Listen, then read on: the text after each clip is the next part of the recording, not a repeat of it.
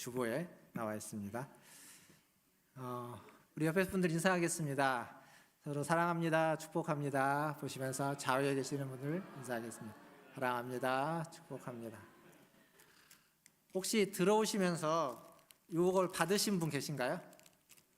예, 받으신 분도 계시고 아직 받지 않으신 분도 계시는데 지금 주지 마시고요.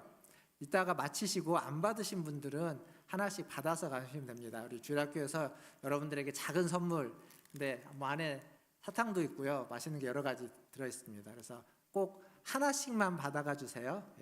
이게 개수가 여러분들 수에 맞췄으니까 하나씩 꼭 받아가 주시면 감사하겠습니다. 자, 우리가 인사를 했는데 오늘은 좀 다르게 한번 인사를 해보겠습니다. 히브리식으로 인사를 하면, 히브리에서는 유대인들은 샬롬이라고 인사를 한다고 합니다. 샬롬이라는 뜻은 평안이라는 뜻인데 우리식으로 풀어서 하면은 평안하십니까? 라고 인사하는 겁니다. 근데 이제 평안하십니까? 이렇게 하지 않고 우리도 샬롬이라는 인사를, 자, 옆에 계신 분들, 좌우에 계신 분들에게 두 분 혹은 세 분 정도 서로 얼굴 보시면서 한번 인사하겠습니다. 샬롬, 샬롬, 샬롬, 네, 샬롬. 평안하십니까? 평안하기를 바랍니다. 여러분은 평안하십니까? 평안이라는 말, 혹은 평강이라는 말, 혹은 평화라는 말, 화평이라는 말도 있죠. 뭐 다 조금씩 의미는 다를지 모르겠지만 이런 말이 딱 주어지면 여러분은 어떤 이미지가 떠오르십니까? 평화하면 뭐가 먼저 가장 떠오르실까요? 네, 여기 사진 한번 보시면 이런 거 떠오르십니까? 보여주세요. 네. 이게 뭐죠? 비둘기가 뭘 물고 있습니까? 월계수잎, 올리브 나뭇잎. 비둘기 사진 이미지 중에요, 저렇게 나뭇잎을 물고 있는 비둘기 이미지는 성경에 나오는 비둘기 이미지입니다. 노아의 홍수 때, 홍수가 끝나고 나서 노아가 이제 비둘기를 내보냈을 때 비둘기가 물고 오는 나뭇잎. 그래서 홍수라는 고난 환란이 지난 뒤에 찾아오는 평강, 평안을 의미하는, 그래서 평화를 의미하는 동물로 비둘기를 이야기하죠. 그리고 또 평안하면 이런 이미지가 떠오르지 않습니까? 푸른 초장 같은 곳에 저기 구름도 뭉게뭉게 펼쳐져 있고 세상이 줄 수 없는, 세상이 알 수도 없는 평안을 너에게 준다라고 하면서 예수님과 함께, 저게 오토바이인가요? 아니면 자전거인가요? 비스무리한 거 타고 왠지 좀 푸근하고 왠지 좀 따뜻하고 그냥 차분한 이미지. 포천에 가면요, 자연과 함께하는 평강랜드라는 수목원이 있습니다. 평강랜드. 그러니까 평화, 평강 혹은 이런 평안을 이야기하면 우리에게 좀 차분한 이미지, 그리고 따뜻한 이미지, 그런 게 떠오릅니다. 그럼 반대로 평강이 없는, 평화가 없는 이미지, 평강이 없고 평화가 없는 상태, 그런 상태를 아까 히브리 말로 샬롬이라는 말이 평안이라고 했다면 반대, 평안이 없는 상태를 엔샬롬이라고 합니다. 오늘 설교 제목이 엔샬롬 시대를 사는 법, 평강이 없는, 평화롭지 않은 시대를 살아가는 방법, 이게 오늘 설교의 제목인데, 이 엔샬롬, 평화가 없고 평안이 없고 평강이 없는 그 엔샬롬은 여러분에게 어떤 이미지일까요? 저만 얘기하니까 그런데요, 옆에 혼자 안 앉아 있고 다 이렇게 같이 앉아 계시잖아요. 뭐 혼자 계신 분도 계시고 앞뒤에 계신 분도 계시는데, 여기 방금 제가 말씀드렸던 평화롭지 않은 상태, 내가 생각하는 평강과 평안이 없는 상태는 어떤 상태인지 딱 한 가지씩만 옆에 분하고 한번 이야기해 보겠습니까? 자, 절 보지 마시고 옆에 있는 분을 좀 얼굴 한번 보시면서 내가 생각하는 평안이 없는 상태가 어떤 상태인지 한번 잠깐 하나씩만 서로 주고받아 보시면 좋겠습니다.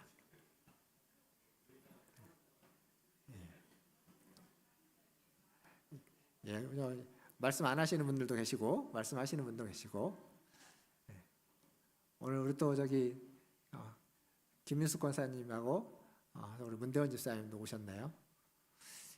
자, 그럼 다시 이제 저를 보시고 봅시다. 평화롭지 않은 상태, 평안이 없는 상태 하면 어쩌면 지난 몇 년간 우리가 겪었던 코로나라고 하는 시간들, 물론 최근에 또 확진자들이 많이 늘고 있다고는 하는데 증상은 예전만큼 아프진 않다고 하죠. 뿐만 아니라 우리나라에서는 지금 있지 않지만 유럽 쪽에서 있는 전쟁, 또 사진 좀 보여주십시오. 제 말에 따라서 전쟁, 탱크들이죠. 전쟁의 의지. 뿐만 아니라 이제 전쟁만 있는 것이 아니라 지진도 있었죠. 그래서 아파트들이 초토화된, 정말 다 무너져 버린 모습들. 이게 이제 멀리 있는 곳의 모습이라면 가까이 있는 우리 이 나라 안에는 지난 얼마 전에 있었던 홍수로 인한 피해, 그리고 홍수 때문에 비가 많이 와서 생기는 산사태들. 저 모습들은 어쩌면 가까운 우리가 살고 있는 이곳도 그렇게 평안하거나 평화롭지 않은 상태에 우리는 처해 있다고 볼 수 있습니다. 뿐만 아니라 지금 제가 보여준 것들이 이렇게 외적인 거예요. 전쟁, 지진, 비, 그리고 산사태 다 밖에서 나의 평안을 흔드는 것들이라면 내적인 것도 있습니다. 여러분 안에 불안과 염려를 갖게 하는 어떠한 것들, 그리고 갑자기 찾아오는 질병, 갑자기 찾아오는 어떤 사고, 그것 때문에 몸이 다치거나 가족이 다치거나 또 우리가 하고 있는 어떤 일이 어그러졌을 때, 그러니까 외적인 것만이 아니라 내적인 내 안에서의 염려와 불안과 두려움이 우리의 평강과 평안을 앗아가 버리기도 하는 겁니다. 거기에 빼앗겨 버리기도 합니다.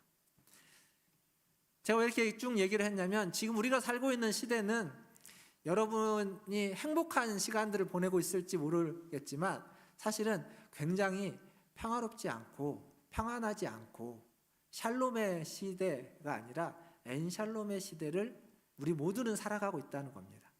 우리가 살고 있는 모든 시대는 그렇다고 볼 수 있습니다. 오늘 읽었던 우리 말씀 있죠. 사사기 6장을 읽었습니다. 이 사사기가 쓰여진 사사시대는 이스라엘 역사 중에 가장 어두운 시대라고 합니다. 암흑기. 즉 다른 말로 바꾸면 샬롬이 없는 시대, 가장 어둡고 가장 추하고 그리고 가장 하나님 앞에서 범죄한 그러한 시기. 그러니까 우리가 지금 살고 있는 시대랑 굉장히 유사한 시대를 사사시대라고 볼 수 있습니다. 그 시대에 오늘 읽었던 말씀 1절을 보면 하나님이 범죄한 이스라엘을 미디안의 손에 7년간 보내었다. 즉 미디안으로부터 이스라엘이 공격을 받게 됩니다. 미디안의 공격에 그들이 어떻게 하냐면 2절을 보니까 산으로 도망하죠.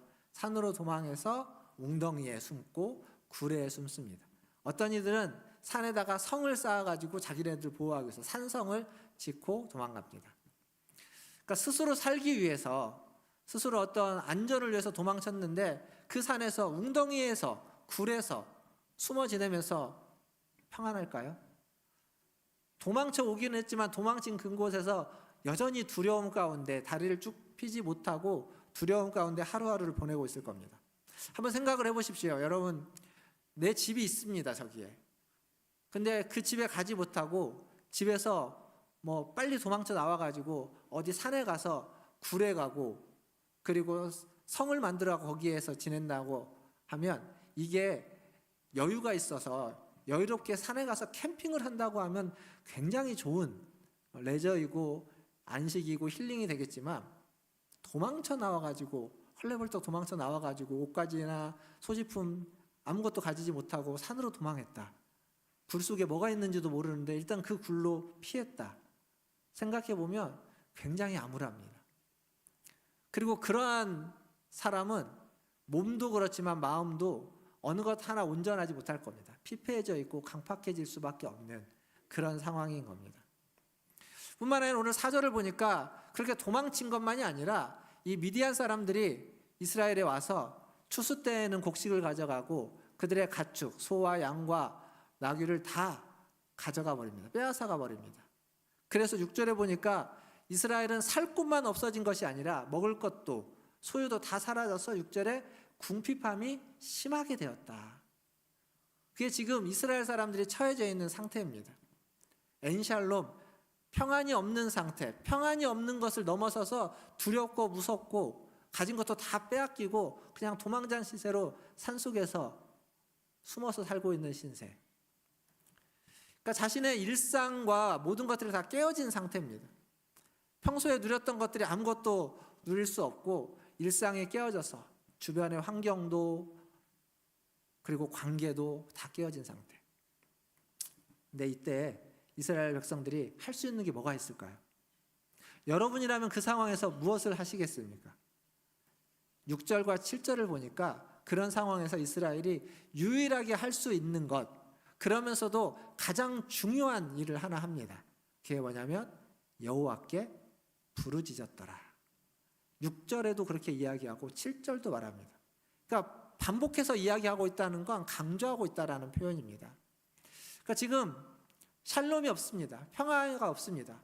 마음이 정말 다 무너지고 불안하고 두렵고 그때 어느 것도 손에 안 잡히고 지금 여기에서 어떻게 벗어나야만 하는지도 잘 모르는 그때 할 수 있는 게 아무것도 없어서 그냥 자포자기 할 수밖에 없는 그때 이스라엘 백성은 하나님께 부르짖었습니다. 어쩌면 그게 유일하게 할 수 있는 일이었기 때문에 그랬을 수도 있고, 그리고 그것이 유일하게 할 수 있는 일이었지만 사실은 가장 중요하고 가장 최선의 선택이라고 말할 수 있을 겁니다. 사랑하는 성도 여러분, 그리고 여기 함께하는 우리 주일학교 학생들, 청소년들, 청년들 여러분, 여러분의 마음에는 어떻습니까? 평안이 가득 차 있습니까? 평화롭습니까? 평강이 넘쳐나십니까? 아니면 어떤 일이 손에 잘 안 잡히고 걱정이 있고 염려가 있고 두렵습니까? 그때 우리가 선택해야만 하는 가장 최선의 선택은 이스라엘 사람들처럼 하나님께 부르짖는 것입니다. 그냥 어렵지 않습니다. 하나님께 부르짖는 건 하나님께 좀 도와달라고 하는 겁니다. 있는 그대로 이야기하고 지금 내가 걱정하고 염려하는 것에 있어서 하나님께 도움을 요청하는 겁니다.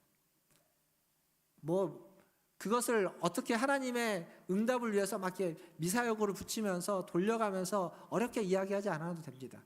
그냥 있는 그대로 말하면 됩니다.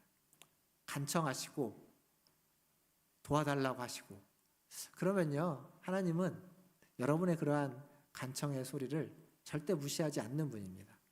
오늘 우리가 이제 세대가 함께하는 예배로 모여 있죠. 그래서 우리 어르신들도 있고 우리 학생들 또 우리 애들도 있습니다. 누가 기도를 잘할까요? 기도는요 사실 애들이 잘합니다. 왜냐하면 있는 그대로 달라고 하니까요. 그리고 자기가 얻고 싶을 때 끝까지 합니다.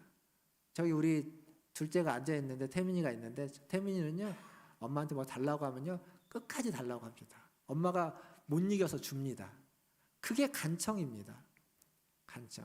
하도 그러니까 이제 중간에 딱 끊어버리긴 하지만 요즘은 기도는 애들이 잘합니다. 그러니까 있는 그대로 달라고 하고 구하는 것, 그게 간청입니다. 오늘 이 예배에 나오신 우리 성도 여러분, 여러분이 어렵고 힘들 때, 여러분 마음에 평안이 없고 평강이 없고 걱정과 근심만 가득 차 있을 때 하나님 앞에 나오십시오. 하나님 앞에 간청하십시오. 부르짖으십시오. 그러면 하나님이 여러분의 기도를 들으시고 여러분의 부르짖음을 들으시고 여러분의 마음에 사라졌던 그 평안과 평강을 다시 회복시켜 주실 줄 믿습니다. 그러한 은혜가 있기를 주님의 이름으로 축원드립니다. 여러분이 사사기를 많이 봤으면 사사기의 패턴이 있습니다. 고난을 당해서 부르짖으면 하나님이 사사를 세우시고 사사를 보내셔서 그 고난으로부터 그들을 공격해왔던 미디안 혹은 여기 블레셋 그리고 암몬 이런 족속으로부터 그들을 건져내 주십니다.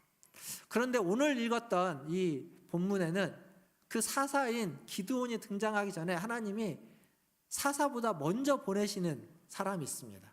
그게 선지자입니다. 8절에서 10절까지 말씀인데요, 부르짖음을 듣고 하나님이 사사가 아닌 선지자를 먼저 보내주십니다. 그리고 선지자를 통해 하나님이 말씀을 하십니다. 8절에서 10절까지 말씀을 한번 같이 읽어보도록 하겠습니다. 자, 저와 함께 8절에서 10절까지를 같이 읽어보겠습니다. 8절입니다.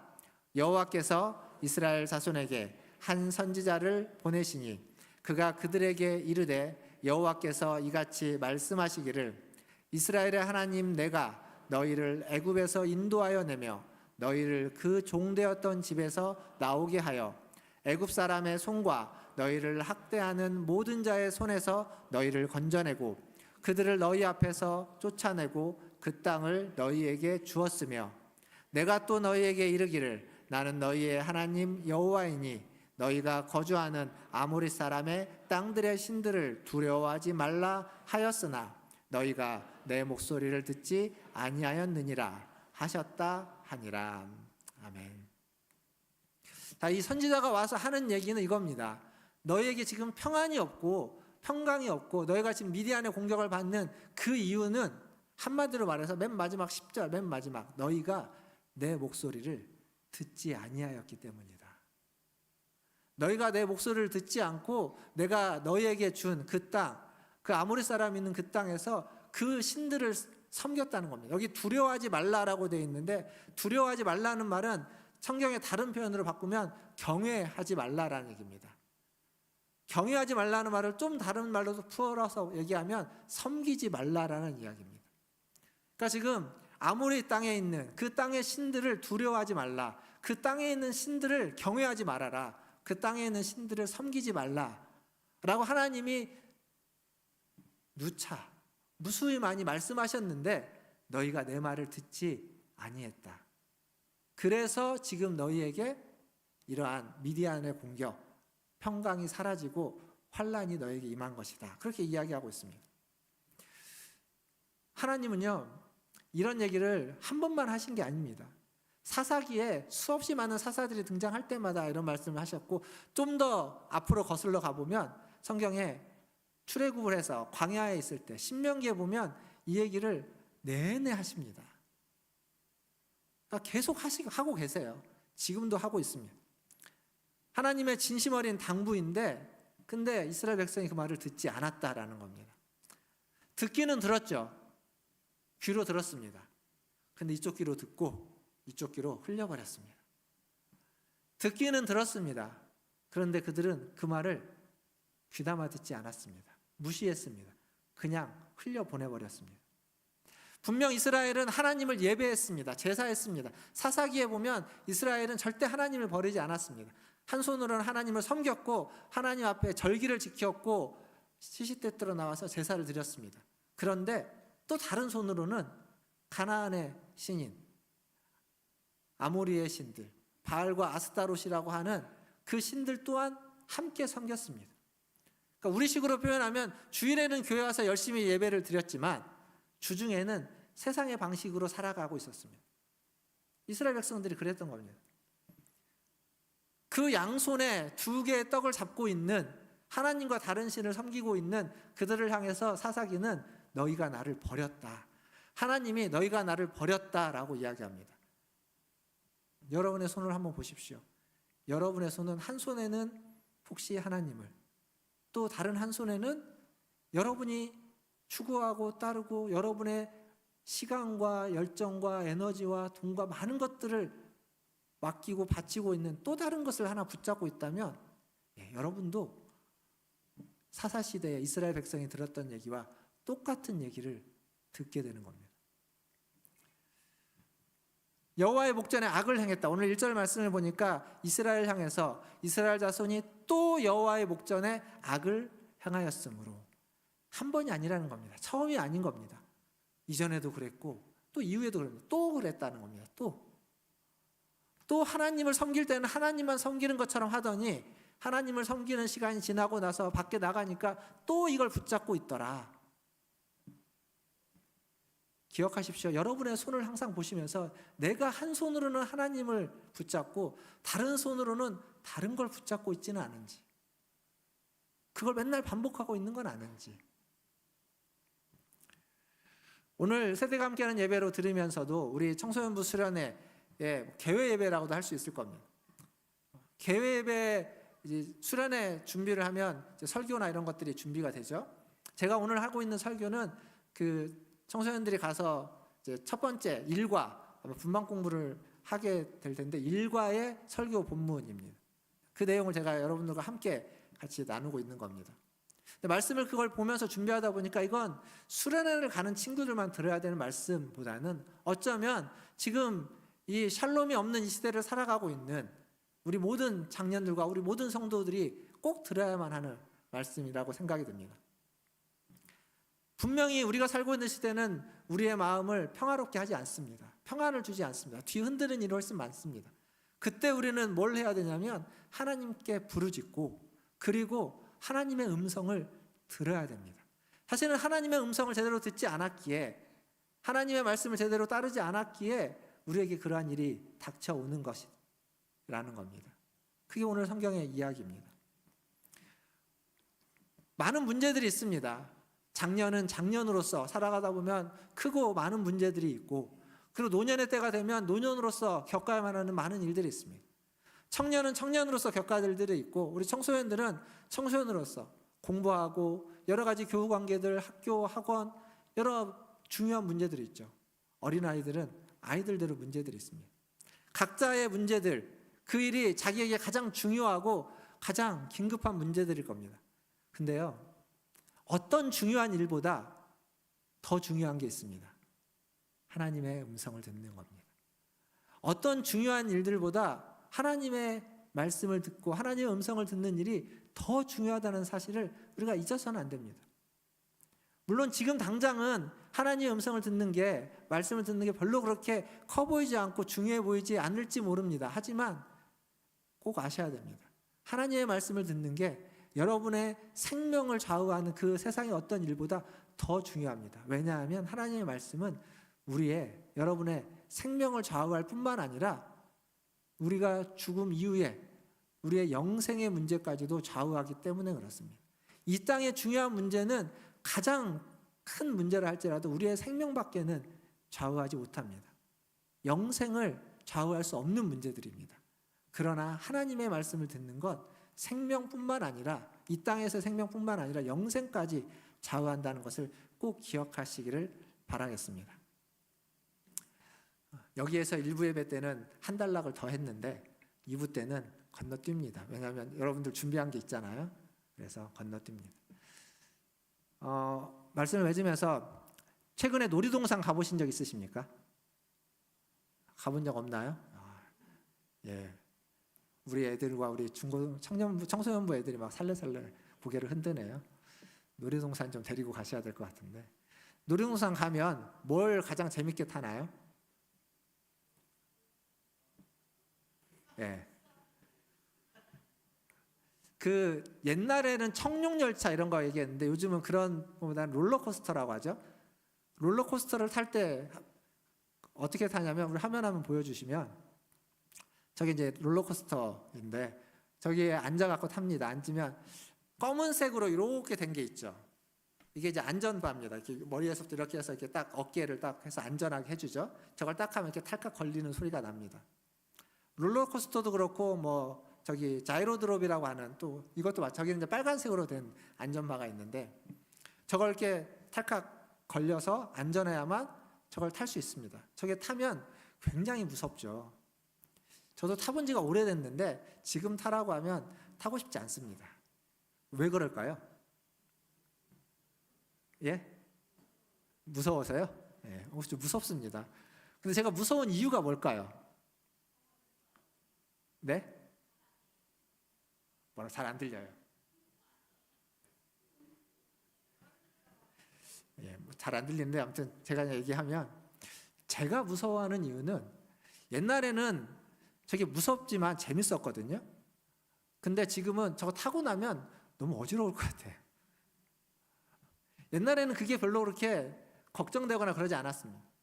저게 만약 저 아까 했던 그 안전바가 언제든지 풀릴 수 있다고 생각하면 저거 탈 수 있을까요, 없을까요?